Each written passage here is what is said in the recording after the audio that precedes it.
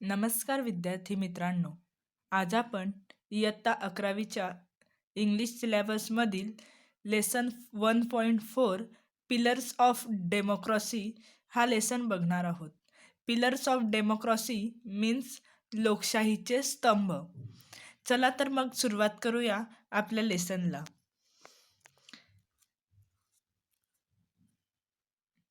First, information of the writer. आता आपण information बघणार आहोत. Doctor Babasaheb Ambedkar. The lesson was written by doctor Babasaheb Ambedkar. He was born on 14th April 1891 in the town and military cantonment of Mau, now Dr. Ambedkar Nagar in Madhya Pradesh. Doctor Babasaheb Ambedkar ह्यांचा जन्म 14 April 1891 मध्ये महू, मध्य प्रदेशमधील महू या गावामध्ये किंवा शहरामध्ये झालेला होता.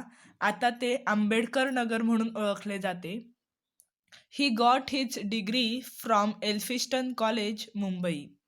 त्यांनी एल्फिस्टन कॉलेज मुंबई येथून पदवी मिळवली. He subsequently obtained the doctorate from Columbia university USA and London school of economics. त्यांनी Columbia university USA and London school of economics इथून डॉक्टरेट पदवी ही सबसिक्वेंटली त्यांनी तीसुद्धा प्राप्त केलेली होती.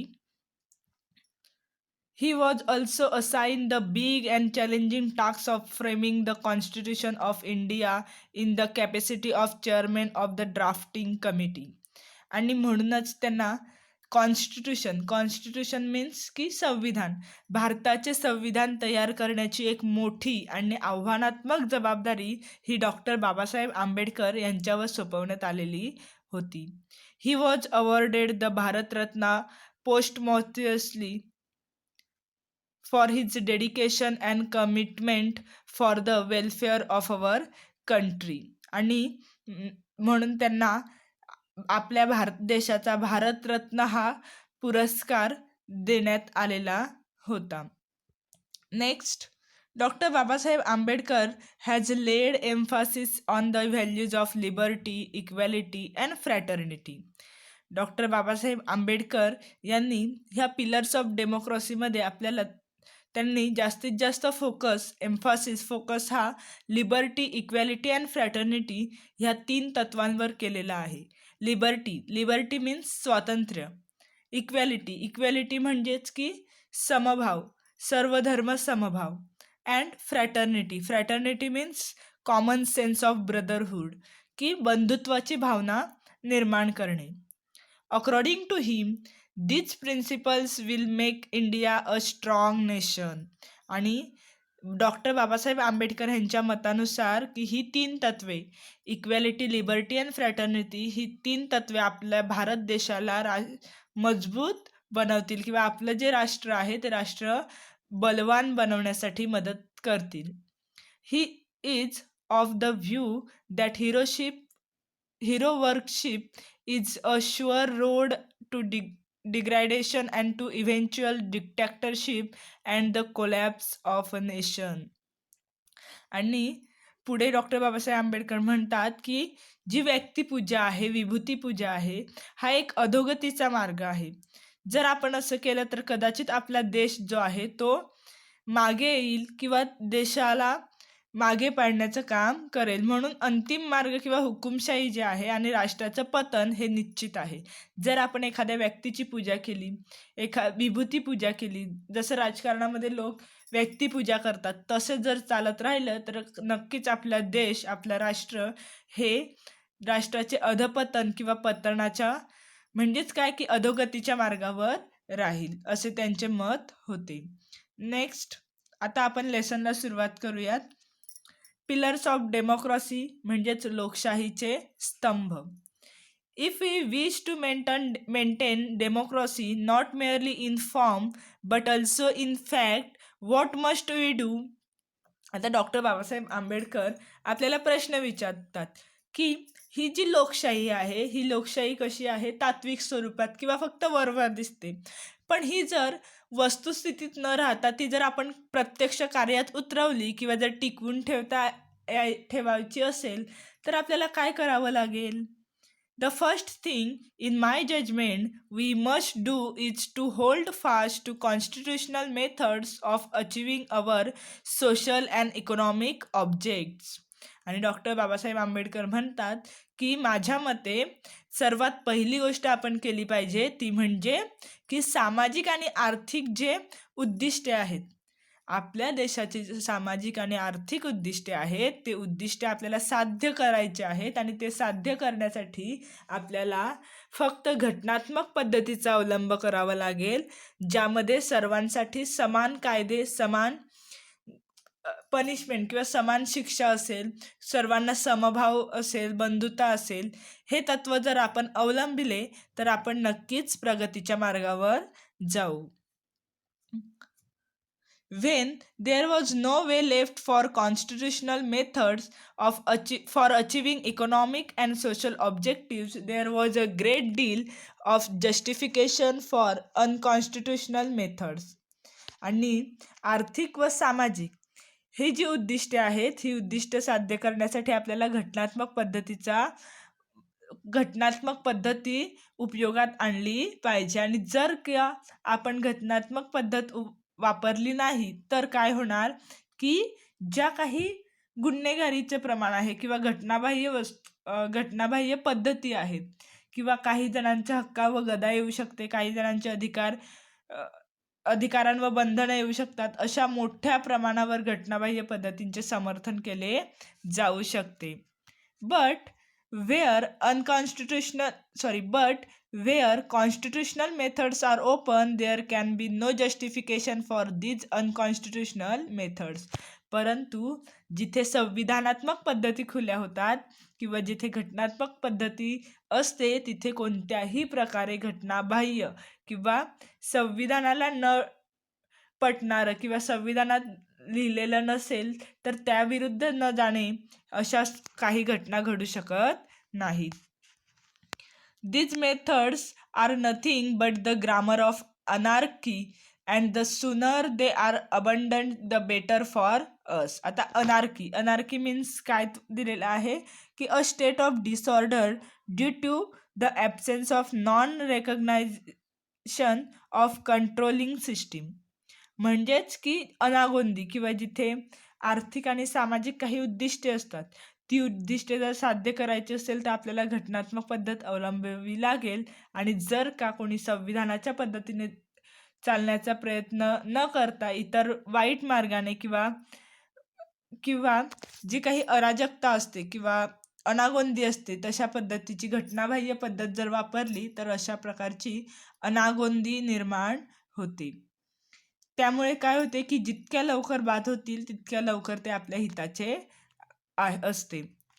The second thing we must do is to observe the cautions which John Stuart Mill has given to all who are interested in the maintenance of democracy, namely not to lay their liberties at the feet of even a great man, or to judge him with powers which enable him to subvert their institutions. आणि आता ही एक महत्त्वाची गोष्ट झाली की आपल्याला जर आर्थिक आणि सामाजिक उद्दिष्टे साध्य करायची असतील तर आपल्याला घटनात्मक पद्धतीचा अवलंब करावा लागेल.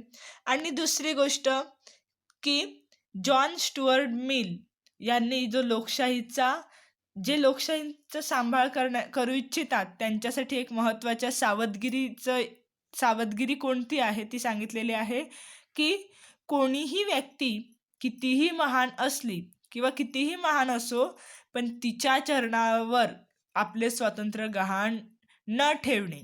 म्हणजेच काय की कोणीही व्यक्ती कितीही मोठी असू द्या, कितीही श्रीमंत असू द्या, परंतु आपलं जे स्वातंत्र्य आहे ते आपल्याला उपभोगता आले पाहिजे. किंवा जे काही संस्था आहेत त्या संस्था ज्या विस्थापित झालेल्या आहेत किंवा नष्ट करण्याची क्षमता ज्यांच्यामध्ये आहे, फॉर एक्झाम्पल की एखादा जो शक्तिशाली आहे, बळवान आहे, त्या व्यक्तींवर विसंबून राहू नये किंवा अवलंबून राहू नये. There is nothing wrong in being grateful to great men who have rendered lifelong services to the country, but there are limits to gratefulness. आता rendered means contributed or made available. म्हणजेच काय की एखाद्याला मदत करणे किंवा एखाद्याचे स्वाधीन होणे. की आता आपले जे जीवन आहे, आता आपलं जे जीवन आहे ते आपल्या देशाच्या सेवेसाठी एकतर अर्पण केलं पाहिजे. आणि आपल्या देशाच्या सेवेसाठी ज्यांनी आपले बलिदान दिले, ज्यांनी सेवा केली, अशा थोर व्यक्तींविषयीच आपण कृतज्ञता बाळगली पाहिजे. इतरांविषयी किंवा जे बलवान आहेत, जे श्रीमंत आहेत किंवा शक्तिशाली आहेत, त्यांच्याविषयी कृतज्ञता न बाळगता आपले जे थोर व्यक्ती आहेत, जे थोर समाजसेवक आहेत, त्यांविषयी कृतज्ञता बाळगण्यात काही गैर नाही किंवा परंतु त्या कृतज्ञतेला सुद्धा मर्यादा असाव्यात. As has been well said by the Irish patriot Daniel O'Connell, no man can be grateful at the cost of his honor. No woman can be grateful at the cost of her chastity, and no nation can be grateful at the cost of its liberty. आता जे Irish देशभक्त आहेत, Daniel ओ carnal, त्यांनी काय म्हटलेलं आहे की कोणत्याही पुरुषासाठी त्याचे जे कृतज्ञतेचे मूल्य आहे ते त्याच्या स्वाभिमानापेक्षा अधिक असू शकत नाही. किंवा कोणत्याही स्त्रीसाठी तिच्या कृतज्ञतेचे जे मूल्य आहे हे तिच्या पावित्र्यापेक्षा मोठे नाही. तसेच कोणत्याही देशासाठी त्यांच्या कृतज्ञतेचे मूल्य हे त्यांच्या स्वातंत्र्यापेक्षा मोठे नाही. This cautions is far more necessary in the case of India than in the case of any other country. For in India, bhakti, or what may be called the path of devotion or hero worship, plays a part in its politics unequaled in magnitude by the part it plays in the politics of any other country in the world. आता इतर देशांपेक्षा, म्हणजे आता जे इतर देश आहेत, भारत सोडून जे इतर देश आहेत, त्यापेक्षा भारताच्या संदर्भात अधिक जबाबदारीचे किंवा खबरदारी घेणे आवश्यक आहे. ह्याचे कारण काय आहे की भारतामध्ये अशी पद्धत आहे की जे राजकीय नेते आहेत त्यांची पूजा केली जाते. म्हणजे अक्षरशः त्या व्यक्तीची पूजा केली जाते किंवा विभूती पूजा केली जाते. तर अशी जी पूजा केली जाते त्या केली जाणाऱ्या व्यक्तींची उपासना किंवा या ज्या काही गोष्टी आहेत, ह्या गोष्टींमध्ये त्या व्यक्तीला अतुलनीय असे स्थान दिले जाते. त्यांची तुलना जगातल्या कोणत्याही देशाशी होऊ शकत नाही. म्हणजे भारतामध्ये राजकारणामध्ये जितकी व्यक्तिपूजा केली जाते तितकी व्यक्तिपूजा कोणत्याही देशामध्ये केली जात नाही. Bhakti in religion may be a road to the salvation of the soul, but in politics bhakti or hero worship is a sure road to degradation and to eventual dictatorship. आता धर्मातील जी भक्ती आहे हा आत्म्याच्या मोक्षाचा एक मार्ग मानला जातो. की आपण जे काही धर्मानुसार काही पूजा करतो हे एक आपल्याला आत्म्याला शांती व्हावी किंवा शांती मिळावी म्हणून आपण पूजा करतो. परंतु जे काही राजकारणामध्ये लोकांची पूजा केली जाते, व्यक्तिपूजा केली जाते, ह्यामुळे काय होते की आपल्याला आत्म्याला शांती न मिळता एक ते हा जो मार्ग आहे हा हुकुमशाहीकडे नेणारा मार्ग असतो. On the 26th of January 1950, we are going to enter into a life of contradictions. In politics, we will have equality, and in social and economic life, we will have inequality. आता 26 जानेवारी 1950 रोजी जेव्हा आपल्या भारत देशाला स्वातंत्र्य मिळालं किंवा जेव्हा आपला भारत देश या घटनेचा संविधानाची अंमलबजावणी झाली त्यावेळेस काय झालं की राजकारणामध्ये आपल्याला समानता आली. राजकारणामध्ये जे काही हक्क आहेत किंवा मतदाराचे वय जे आहेत, मतदान कोणी केलं पाहिजे किंवा एक मत एक प्रत्येक व्यक्तीला एकच मत आहे, ही सर्व समानता राजकारणामध्ये आली. पण आपले जे सामाजिक आणि आर्थिक जीवन आहे, ह्या जीवनामध्ये अजूनही आपल्याला असमानता आहे किंवा भारतामध्ये अजूनही आर्थिक आणि सामाजिक दृष्ट्या असमानता असेल. In politics, we will be recognizing the principle of one man, one vote and one vote, one value. आणि राजकारणामध्ये एक तत्व आहे की एक व्यक्ती एक मत आणि एक मत एक मूल्य, आणि ह्याच तत्वाचा अवलंब केला जातो. But in our social and economic life, we shall, by reason of our social and economic structure, continue to deny the principle of one man one value. आणि तसं बघितलं तर राजकारणामध्ये एकच तत्व आहे, one man one vote and one vote one value. एक व्यक्ती एक मत एक मूल्य. परंतु सामाजिक आणि आर्थिक जीवनात आपल्याला हे तत्व अवलंबिता येत नाही किंवा आपल्याला असमानता आहे. सामाजिक आर्थिक संरचनेमुळे असेल, एक व्यक्ती एक मूल्य हे तत्व नाकारणे चालूच राहिलेलं आहे. How long shall we continue to live this life of contradictions? How long shall we continue to deny equality in our social and economic life? आता डॉक्टर बाबासाहेब आंबेडकर म्हणतात की अजून किती काळ आपण हे विरोधाभासी जीवन जगत राहणार आहोत, किती काळ अजून आपण ही जी सामाजिक आणि आर्थिक इनइक्वॅलिटी आहे, जी सामाजिक आणि आर्थिक जीवनामध्ये जी असमानता आहे, ती किती काळ अजून नाकारत राहणार आहोत. If we continue to deny it for long, we will do so only by putting our political democracy in peril. आणि जर आपण अजून अधिक काळ किंवा आणखी काही काळ जर आपण हे नाकारत राहिलो तर आपली जी डेमोक्रसी आहे, आपली जी लोकशाही आहे, ती नक्कीच धोक्यात आणणार आहोत. We must remove this contradiction at the earliest possible moment, or else those who suffer from inequality will blow up the structure of political democracy which this assembly has so laboriously built up. आणि शक्य तितक्या लवकर हा जो विरोधाभास आहे, सामाजिक आर्थिक जीवनामधला जी असमानता आहे, हे आपल्याला स्वीकारावं लागेल आणि किंवा जी विरोधाभास जीवन आहे, हे विरोधाभास जीवन नष्ट करावं लागेल आणि कायदेमंडळाने, संसदेने किंवा संविधानाने दिलेल्या नियमानुसार आपल्याला राजकीय लोकशाही जी आहे, ही राजकीय लोकशाहीचे स्तंभ असमानतेने जे ग्रासलेले आहेत किंवा ज्या राजकीय सामाजिक आणि आर्थिक जीवनामध्ये जी असमानता आहे, ती असमानता नष्ट करावी लागेल. And the second thing we are wanting in his recognition of the principle of fraternity. आणि आपल्याला जी दुसरी महत्त्वाची गोष्ट आहे, ती गोष्ट म्हणजेच की बंधुत्व किंवा बंधुता आपल्याला ह्या तत्वाला मान्यता द्यावी लागेल. What does fraternity means? आता फ्रॅटर्निटी मीन्स काय, की काय अर्थ आहे फ्रॅटर्निटीचा?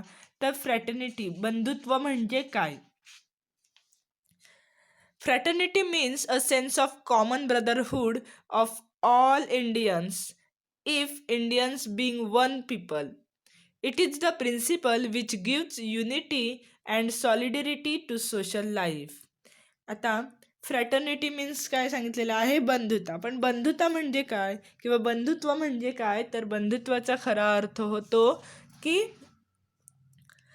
एक व्यक्ती, भारतीय ही एक व्यक्ती असेल तर सर्व भारतीयांच्या मनात बंधुत्वाची किंवा एकोपाची, एकता, सर्वांमध्ये युनिटी असेल आणि सर्वांमध्ये एकता असेल, जेणेकरून आपण आपले जे संविधानात्मक पद्धत आहे किंवा जी घटनात्मक पद्धत आहे तिचा अवलंब करू शकाल. बंधुत्व म्हणजे काय, की सर्व भारतीय हे एकच आहेत. It is a difficult thing to achieve. How difficult it is can be realized from the story related by James Bryce in his volume on American Commonwealth about the United States of America. आणि पुढे त्यांनी सांगितले की हे जे काही आपल्याला लोकशाही अवलंबायची आहे किंवा बंधुत्व एक सर्वांमध्ये समानता आणायची आहे, हे कसं शक्य आहे, हे साध्य करण्यास तर कठीण आहे. हाऊ डिफिकल्ट इट इज, हे कसं कठीण आहे, तर सामाजिक जीवनामध्ये जी आपल्याला एकता किंवा युनिटी आणायची आहे, हे तत्व जे आहे हे जेम ब्रॉइस यांनी लिहिलेल्या अमेरिकन कॉमनवेल्थवरील अमेरिकेच्या ज्या संयुक्त राज्यांविषयी असलेल्या ग्रंथांमधील जी कथा आहे, जी स्टोरी सांगितलेली आहे, ते वाचल्यानंतर आपण हे तत्व नक्कीच अंमलात आणणं आपल्याला शक्य होईल. The story is I propose to recount it in the words of Bryce himself that some years ago the American Protestant Episcopal Church was occupied at its triennial convention in revising its liturgy. आता ट्रिनाईल म्हणजेच काय की 300th anniversary, की 300वा वर्धापन दिन. आता ही जी story आहे, ही कथा आहे, ही ब्राईस यांच्या शब्दात त्यांनी मांडण्याचा प्रयत्न केलेला आहे की काही वर्षांपूर्वी सम इयर्स अगो, काही वर्षांपूर्वी अमेरिकेचे जे प्रोटेस्टंट इपिस्कोपल आहेत चर्चचे 300व्या वर्धापन दिनाच्या निमित्ताने त्यांनी एक अधिवेशन अरेंज केलेलं आणि त्या अधिवेशनात त्यांच्या ज्या विहित सामाजिक प्रार्थनेचे पुनर्लेखन करण्याचे काम चालू होते. म्हणजे जी त्यांची प्रार्थना आहे ती प्रार्थनेमध्ये काही बदल करायचे असतील किंवा त्याचे लिखाण चालू होते. आता लिटर्जी मीन्स की सार्वजनिक जी पूजा आहे किंवा ज्या सार्वजनिक प्रार्थना आहे ते. It was thought desirable to introduce among the short sentence prayers a prayer for the whole people, and an eminent New England divine proposed the words, "O Lord, bless our nation." आणि ह्या प्रार्थनेमध्ये काही लघुपंथी म्हणजे काही short sentence, लहान लहान वाक्य त्यामध्ये add करायचं असं ठरलं किंवा नवीन चेंजेस करायचे. प्रार्थनेमध्ये एखाद्या सर्व लोकांसाठी योग्य अशा प्रार्थनेचा, म्हणजे सर्वांसाठी ती लागू होईल अशा प्रार्थनेचा त्यांनी अवलंब करायचा असं ठरले. डिवाइन मीन्स की धर्मोपदेशक. आता न्यू इंग्लंडमध्ये जे एका प्रख्यात किंवा जे धर्मोपदेशक आहेत त्यांनी शब्द सुचवले. आता कोणते शब्द सुचवले त्यांनी, तर ओ लॉर्ड ब्लेस अवर नेशन, हे प्रभू आमच्या राष्ट्राला आशीर्वाद द्या.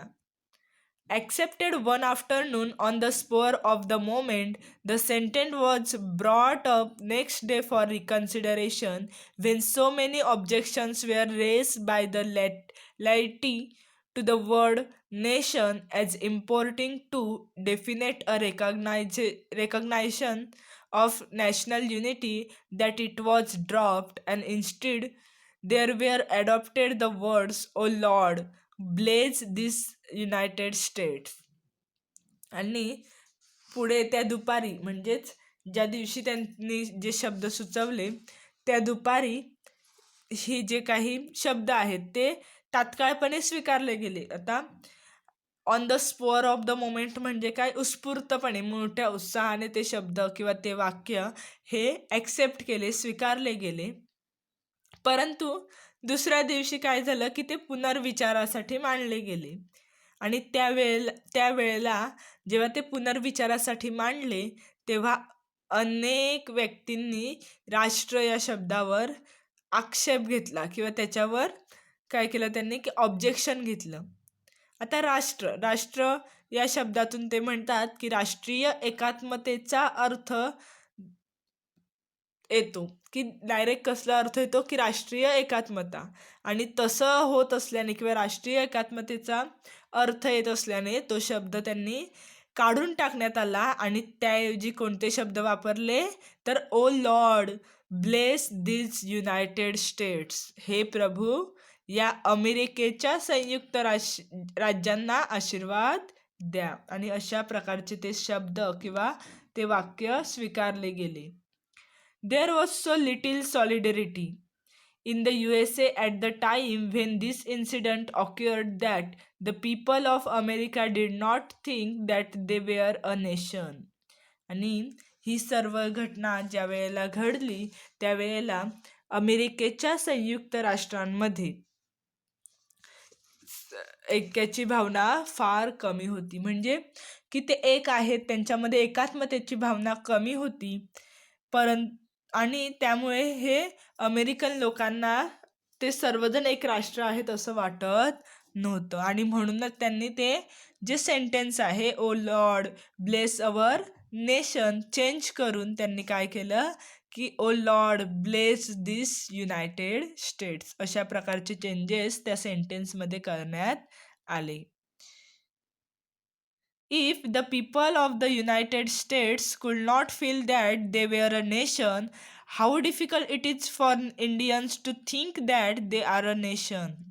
आता जर अमेरिकेच्या जनतेला ते एक राष्ट्र आहे, ते एक त्यांच्यामध्ये एकता आहे किंवा त्यांच्यामध्ये एकात्मतेची भावना आहे हे जर वाटत नसेल, तर भारतीयांच्या मनामध्ये ते एक राष्ट्र आहेत किंवा भारतीय हे एक राष्ट्र आहे अशी भारतीय लोकांच्या मनामध्ये कशी भावना निर्माण होणार किंवा ही भावना निर्माण होण्यास किती कठीण आहे हे लक्षात येते.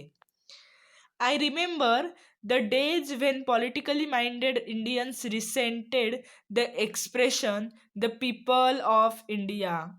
They preferred the expression the Indian nation. I am of opinion that in believing that we are a nation, we are cherishing a great delusion. आणि मला आठवते, म्हणजे डॉक्टर बाबासाहेब आंबेडकर म्हणतात की मला आठवते त्या दिवसांमध्ये, म्हणजे जेव्हा ती प्रार्थना लिहिली किंवा ते म्हणाले की अमेरिकेमध्ये एकतेची एकात्मतेची भावना नाही, त्या दिवसांमध्ये राजकीय दृष्ट्या जे विचारवंत होते भारतीयामध्ये ते म्हणतात की भारतीय जनता या अभिव्यक्तीची चीड येत असे, त्यांना भारतीय जनता या अभिव्यक्तीची चीड येत असे. आणि त्याऐवजी त्यांनी काय केलं, भारत देश किंवा भारत हे एक राष्ट्र आहे या अभिव्यक्तीला, ह्या वाक्याला त्यांनी प्राधान्य दिले. मला वाटते की आता पुढे ते म्हणतात की हे एक राष्ट्र आहे, आपण म्हणजे भारत हे किंवा भारतीय सर्व जनता जे आहेत हे एक राष्ट्र आहे. चेरिशिंग मीन्स की जोपासलेला किंवा रुजवलेला.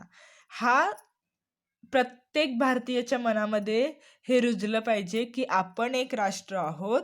हा गैरसमज जो आहे किंवा भ्रम आहे हा खूप मोठा आहे. How can people divided into several thousands of castes be a nation? The sooner we realize that we are not as yet a nation in the social and psychological sense of the word, the better for us. आता जर अमेरिकेमध्ये जाती कमी आहेत किंवा जर अमेरिकेला तेच एक राष्ट्र आहे असे वाटत नसेल, तर भारतामध्ये सहस्रावधी किंवा भरपूर जाती आहेत. भरपूर जातीमध्ये हे देश विभागले गेलेलं आहे. आणि मग त्यांच्यामध्ये एकात्मतेची भावना कशी निर्माण होईल किंवा ते एक राष्ट्र कसं बनू शकेल. आपण हे जे राष्ट्र आहे या राष्ट्र या शब्दाला सामाजिक आणि मानसिक दृष्ट्या अभिप्रेत असणाऱ्या अर्थाचे राष्ट्र नाहीत. म्हणजे फक्त बोलण्यापुरता जरी भारत हे एक राष्ट्र असेल तरी सुद्धा सामाजिक आणि मानसिक दृष्ट्या ते राष्ट्र नाही. ही जाणीव जितक्या लवकर आपल्याला होईल तितक्या लवकर किंवा ते आपल्या अधिक चांगल्याचे असेल. For then only we shall realize the necessity of becoming a nation and seriously think of ways and means of realizing the goal. आणि तेव्हाच एक राष्ट्र, एक खरी एकात्मतेची भावना भारतीय जनतेमध्ये निर्माण होण्यास जास्त गरजेचं असेल किंवा ते त्यांच्या लक्षात येईल. आणि ते ध्येय पूर्ण करण्यासाठी किंवा साध्य करण्यासाठी आवश्यक त्या घटनात्मक पद्धतीचा आपण गांभीर्याने विचार केला पाहिजे. The realization of this goal is going to be very difficult. Far more difficult than it has been in the United States. The United States has no caste problem. In India, there are castes. The castes are anti-national. In the first place, because they bring about separation in social life. आता anti-national means की oppose to national interest किंवा राष्ट्राच्या विरोधी, देशाच्या विरोधी. आता अमेरिकेला जर ते एक देश आहे, राष्ट्र आहे, हे जर ध्येय त्यांना पूर्ण करण्यासाठी फार अवघड जाणार असेल किंवा जात असेल, तर अमेरिकेमध्ये जातीची समस्या नाही किंवा अमेरिकेमध्ये जातीचे प्रॉब्लेम्स नाहीत तरीसुद्धा त्यांना ते कठीण आहे. तर भारतामध्ये कोट्यावधी सहस्रावधी जाती आहेत आणि भारतामध्ये अनेक जाती असल्यामुळे ती जात राष्ट्राविरोधी आहेत. अँटी नॅशनल मीन्स राष्ट्रविरोधी. कारण त्यामुळे काय झालेलं आहे, ह्या जातींमुळे सामाजिक जीवनामध्ये सेपरेशन आलेलं आहे किंवा ते एकमेकांपासून वेगळे झालेले आहेत. They are anti national also because they generate jealousy and antipathy between caste and creed. Antipathy means द्वेष किंवा तिरस्कार. आणि ह्या जातींमुळे काय झालेलं आहे की लोक एकमेकांविरुद्ध मनामध्ये द्वेष किंवा ईर्ष्या निर्माण करतात आणि त्यामुळे राष्ट्रविरोधी जातात. But we must overcome all these difficulties if we wish to become a nation in reality.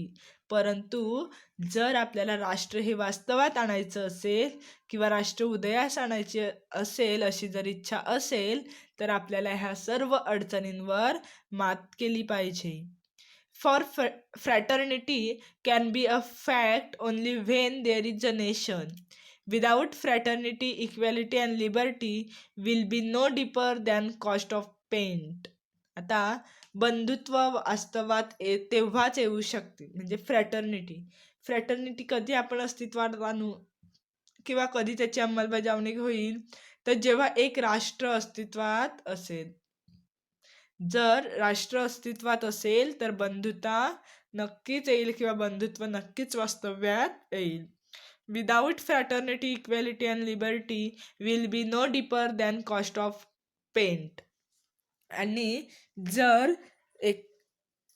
जर बंधुत्व नसेल किंवा बंधुता नसेल, इक्वॅलिटी समानता नसेल आणि जर लिबर्टी म्हणजे स्वातंत्र्य नसेल तर बाकीच्या ज्या काही गोष्टी देशामध्ये आहेत त्या सर्व फक्त वरवरचा मुलामा आहेत.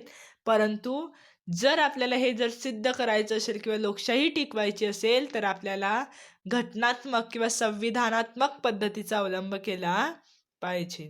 आता डॉक्टर बाबासाहेब आंबेडकर यांनी थोडक्यात ह्या पाठामध्ये किंवा ह्या लेसनमध्ये आपल्याला सांगितलेलं आहे की तुम्हाला जर लोकशाही टिकवायची असेल तर तुम्हाला देशामध्ये स्वातंत्र्य, समता आणि बंधुता निर्माण करायची आहे. त्याच पद्धतीने तुम्हाला घटनात्मक पद्धतीचा किंवा संविधानात्मक पद्धतीच्या मार्गाने चालायचे आहे. थँक्यू.